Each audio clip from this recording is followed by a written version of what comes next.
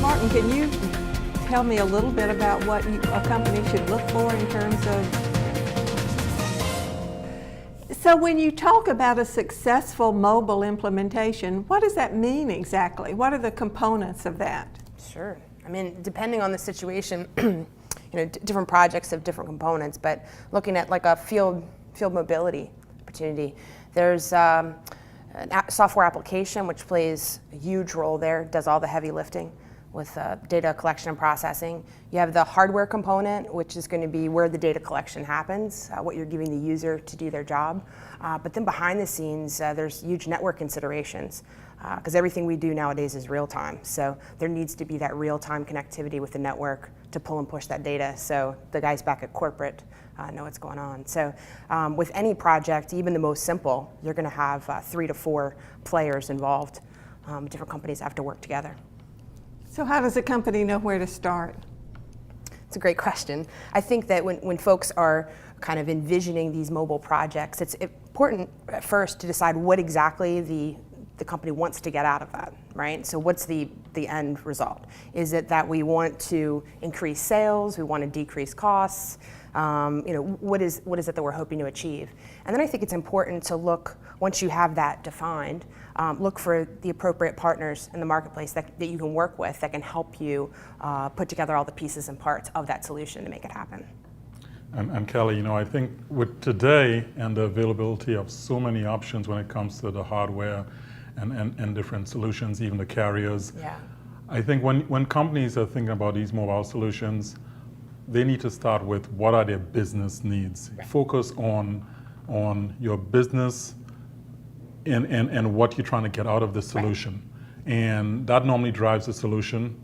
Normally next step maybe even be software. Mm-hmm. The hardware today is really the last resort. Absolutely. There's so many options out there, whether it's Android, iOS, whether it's a tablet, whether it's a smartphone.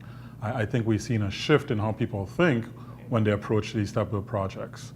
I know, Kerry, you focus a lot on networking. That's not the first question folks are asking anymore, right? No, not at all. I think what's often done is, and when it's a problem, is people throw a technology at a solution or some sort of a technology solution before they've identified the business need. And I think the key really is identifying the business need first and then rolling back into the technology that's going to support it. Mm-hmm. Right. So is this something that needs a project manager to really oversee everything? I would definitely say yes, especially when you're talking about the more complex solutions. Again, there's a lot of players involved, a lot of different companies to manage. Even just in the software development side, I think that project management has a definite role. Just with kind of conducting the symphony and making sure that all the milestones are being reached, that we're on the right path with the timeline, and the deliverables are coming together in a timely fashion. So I think that project management really makes it all come together. Yeah, and there are often a number of players involved. To your point earlier, it's not just one organization that's handling these things. So we've got multiple players, and some manager to keep that group on target is important. And I think the one thing we want to look at for these projects of this size, we have to have the customer very much involved in the project. The customer must have a primary point of contact that's driving the project within their organization, because coming in, a lot of times the consultants don't actually understand how the company functions, don't understand the roles of all the resources. So we need to have a point of contact within our customers' resources that's going to basically manage expectations, going to drive requirements that we're asking for. And we're going to need that type of feedback from our customers to really make that solution a successful one. Talking about insourcing versus outsourcing, like project management, I think it kind of has to be a little bit of both, right? So what I see a lot of folks doing now is outsourcing the heavy lifting with the project management to their outside vendor, be it the software, hardware, solutions provider, whatever it might be. But there needs to be a project champion on their side that's going to be the liaison there and can get things done and questions answered. Otherwise, it's going to mess up your timeline. You can't outsource ownership. The Exactly. ownership has to be Exactly. inside the organization. Absolutely. Yeah, and you talk about timeline, right? Because we were talking early on, remember, where we talked about some of the failures of projects. Mm-hmm. And one of the failures that we tend to see out there, or the reason for failure, is that lack of communication, where there's there's a lag in the different resources getting back to each other. There's a lag in communication, and that's one of the failure point of projects, Yes. right? The timeline just gets affected, and people don't think about it, whereby if I'm asking for a requirement and asking for a task to be completed, and that task gets shifted 1, 2, 3 days, that's affecting other things. And that project, the timeline goes from, from a set timeline, all of a sudden, it's starting to get bigger and bigger. And after 3 months, we stop and wonder what just happened here. Right. So we got to keep that communication very, very tight.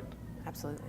Is this something that works on a linear process? You have to accomplish the software perhaps before you go on to something else, or is a lot of this going on simultaneously when you're working on a project? I think there's a lot of parallel paths that are taken. There are certainly pieces that are key points, key milestones that have to occur before others, but in general there's a lot of parallel paths taken to completing a project.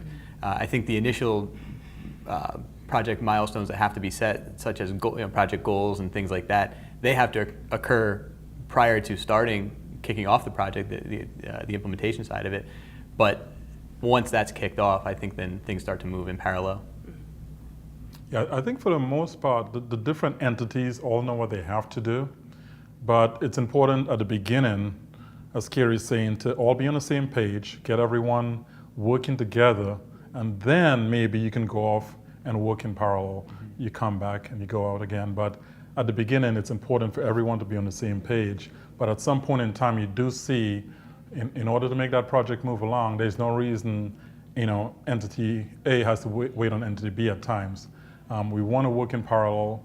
A lot of these systems are so much more complicated than they ever were, that you're no longer really just looking at like one group of resources within the company. You're looking at different groups.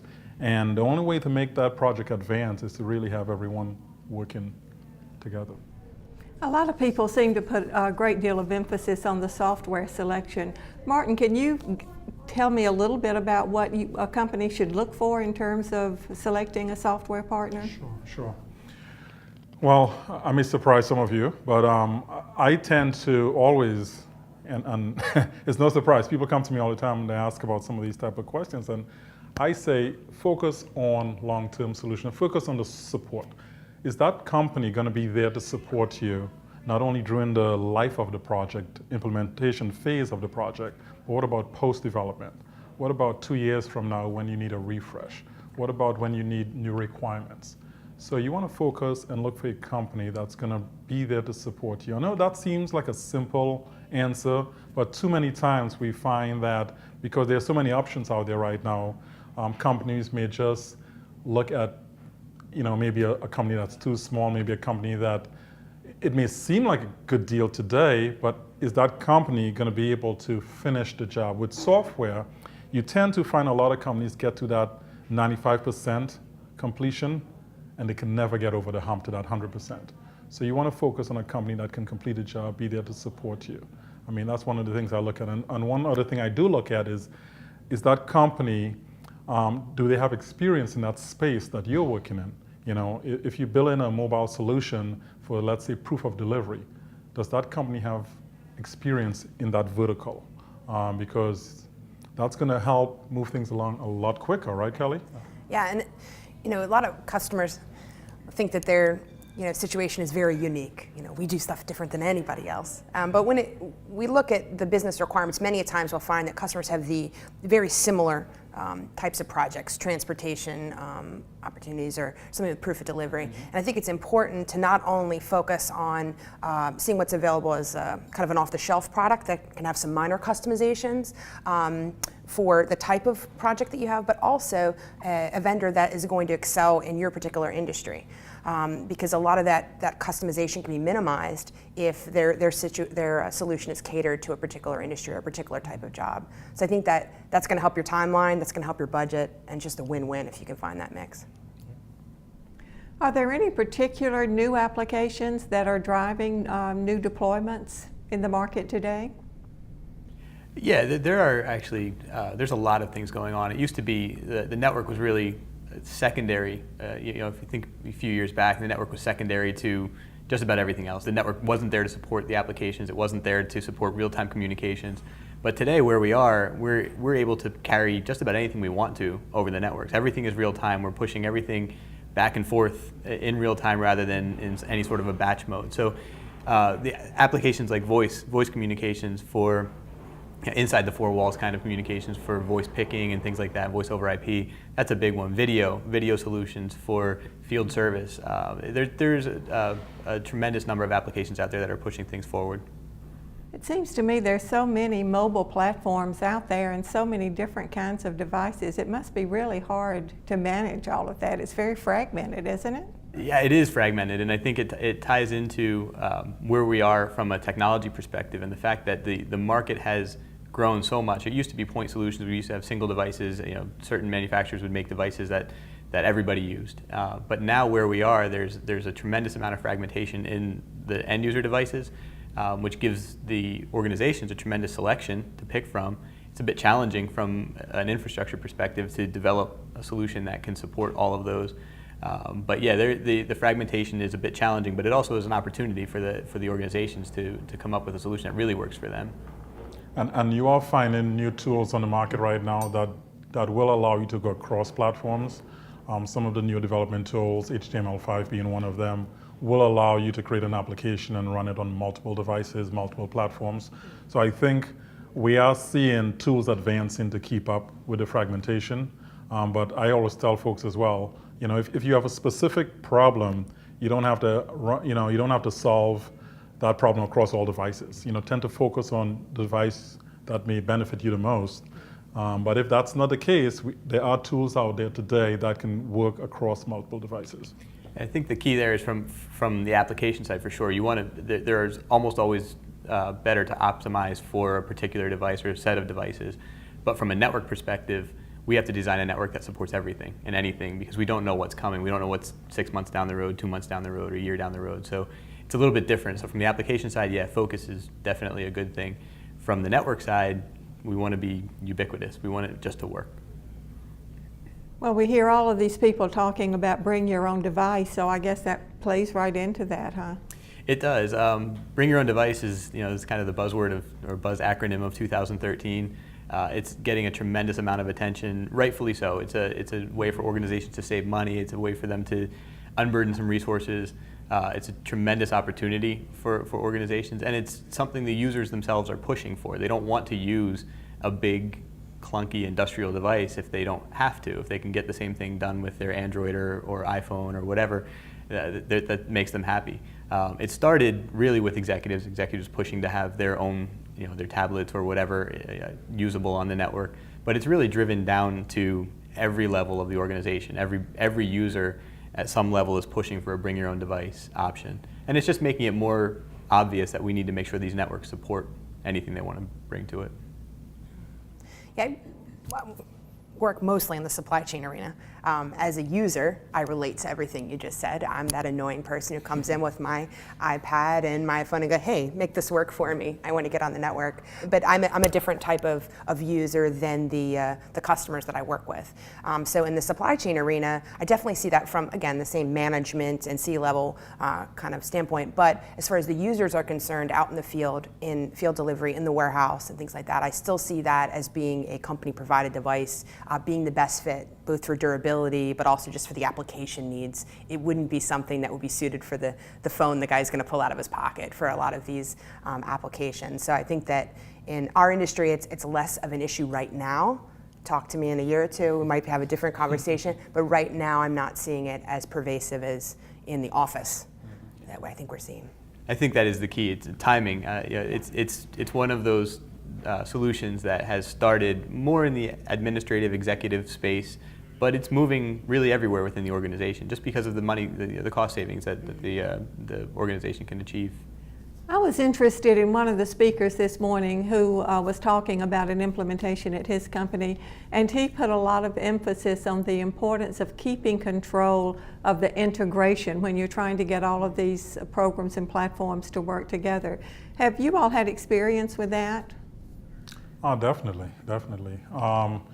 I remember hearing that particular speaker, and he made a good point, right? He wants to take ownership. He wants to take control of the implementation of the integration between the different systems. At the end of the day, that owner, the customer, which owns the system, is bringing in the resources, bringing in the vendors, but the customer understands their system, they understand where they need to be. Again, you have to start with what's the business requirement. And really, the business requirement is going to drive the design, is going to drive how I want to integrate these products. And the customer really owns that. The customer understands what needs to be integrated. The experts are going to actually implement it, but the customer needs to keep control of that. And I think that's important to make a successful project. Yeah, as you mentioned, we were talking a little earlier about some of the reasons for project failure. Would you say that's a reason? Thank you. That's my number one reason, I believe, for large projects. The integration piece amongst different systems.